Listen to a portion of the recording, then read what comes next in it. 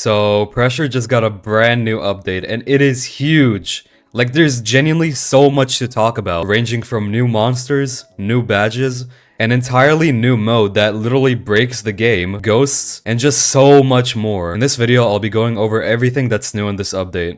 Okay, well, maybe not everything, and also share some tips and tricks that will easily help you win. So without further ado, enjoy. Okay, so first off, let's start by talking about the main thing in this update, Endless Mode. This mode is, you guessed it, endless. It's basically just a normal game, except you just keep on going, and keep on going, and keep on going, and keep on going, until you either die or give up and leave. Simple, right? Well, no. The farther you go in Endless Mode, the weirder everything becomes. For example, doors start to lag, searchlights going very slow, the walls start to glitch, etc. Now if that wasn't weird enough, once you get to room 400, the lights turn off completely and the monsters start spawning without any indication. And you're gonna have to rely on your hearing to know if they're coming or not. Kind of like in The Ridge. Now if that wasn't weird enough, whenever you open a door past room 500, there's a chance you'll enter the schoolhouse room, where you're tasked with collecting 10 notebooks, all the while trying to avoid Baldi. Yes, you heard that right. Baldi spawns in Endless Mode. Now, if that wasn't somehow weird enough, at some point, either Rush or Ambush can also both spawn during Endless. Yes, Rush and Ambush, the two entities that were previously dev exclusive. I don't really know what happens after that, but just know that stuff gets very bizarre the longer you go through Endless. And that's basically Endless Mode. The best advice I can give y'all for Endless Mode is just keep going. That's it. All it is just a giant game of patience and determination. Now, let's talk about the new monsters, with the first one being the Candle Bearers. These guys are technically not new, as we've already seen them in the Graveyard, but hey, they're in the Hadal Black site now. If you don't know how they work, they're basically statues that appear in the dark and try to, well, kill you. In order to avoid these statues, you need to shine a light source at them to make them stop moving. However, if you shine at them for too long, they become enraged and move much faster towards you. My advice for these guys is just ignore them and keep going, as they're really slow. Also, if you don't have a light source in your inventory, they won't spawn at all, so keep that in mind. Oh yeah, and there's a giant version of this monster called the Candle Brood that only appears in certain room types. Dude, why would they do this? Oh god! Another monster that's technically not new is the Divine. They're the little grass people that appear in the Oxidizing Gardens. They only attack you if you step into their territory, so just don't step into their territory. Now this next one is actually pretty cool in my opinion. It's called the Redeemer, and it's a revolver that spawns inside of drawers. Whenever you pick up this revolver, a demon appears and you'll be forced into spamming E while backing away in order to make it go away. To avoid it, you just don't pick up the revolver. And the final new monster is called the Harbinger?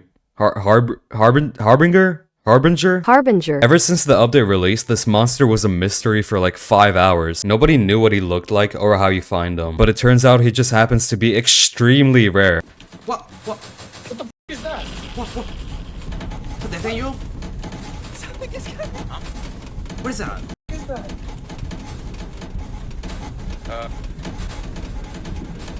What is that? Yep. That is the Harbinger, aka the Death Angel. If you end up getting him, there's no way to survive and you will die no matter what you do. Next two aren't really monsters, but more so obstacles, the tripwire and the landmines. The tripwire is a mechanism that has a chance to spawn under a door. What it does is basically just prevent you from going through a door. If you step on the tripwire, an explosive charge inside will trigger, resulting in an explosion. In order to get through it, all you have to do is just walk up to it and defuse it. The landmines though, you can't really do much about. The only indication they have is their beeping, which only happens at random moments. Both of these don't insta-kill you, but they will do a significant amount of damage, so be cautious. Oh my... And now the badges. Let me start off by saying that this badge right here is one of the hardest badges. In order to get it, you have to flash Infestation twice anywhere before room 25 and then make it to the end of the ridge while surviving the outraged Infestation. Now at first I thought it was easy, but when the update came out, I changed my mind in the matter of minutes. Some rooms could literally contain 2 Infestations, which are both pulling your camera towards them. Not to mention, it could legit be a keycard room and you'll need to find the keycard and open the door all the while fighting for your life. The only tip I can give for this badge is turn up your camera sensitivity up to make the pull slightly less stronger. Other than that, good luck. To get the treasure map to Infinite Bloxicola badge, you need to escape a room that has a Candle Brood. There isn't really much to say about this one, just avoid being hit by them, find the keycard, and open the door and escape. It's just like a slightly bigger candle bearer.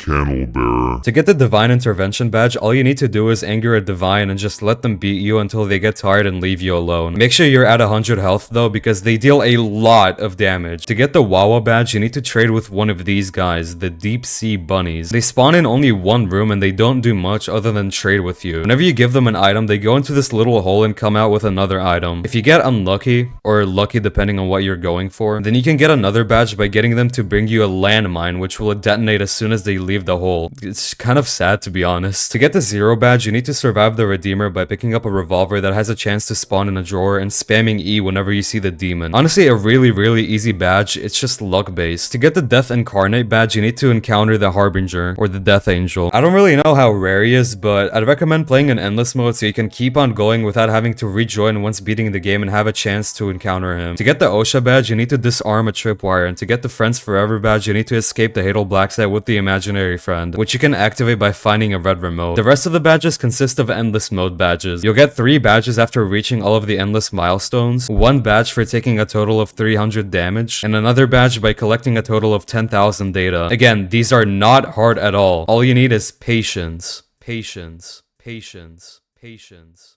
Patience. And finally, the Ghost Game Pass. If you want to troll your friends or help your friends, depending on how evil or good you are, the Ghost Game Pass allows you to turn into a ghost when you die. When you're a ghost, you can interact with the lights in a room, being able to flicker them or just straight up break them. You can also play scary noises to terrify your fellow expendables.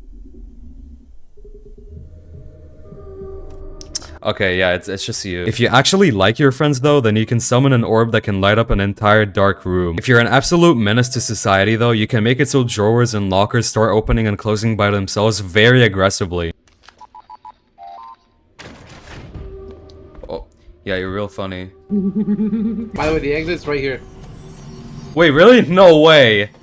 Wait, I didn't see the exit, thank you.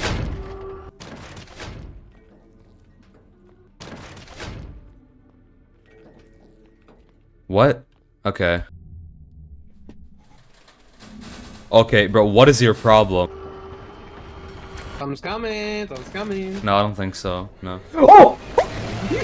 Oh my god! Okay, yeah, you actually got me with that one. Oh my god. And that's basically the Ghost Game Pass. I wouldn't say it's the most useful, but it would definitely be fun to use in a multiplayer lobby. And that's the 4.5 update. Let me know down in the comments what you think about this update. I personally love it, and I definitely wouldn't call this a small update. By the way, stay tuned for the next video because it's probably the most insane challenge I've ever done in Pressure. Anyways, thank you for watching.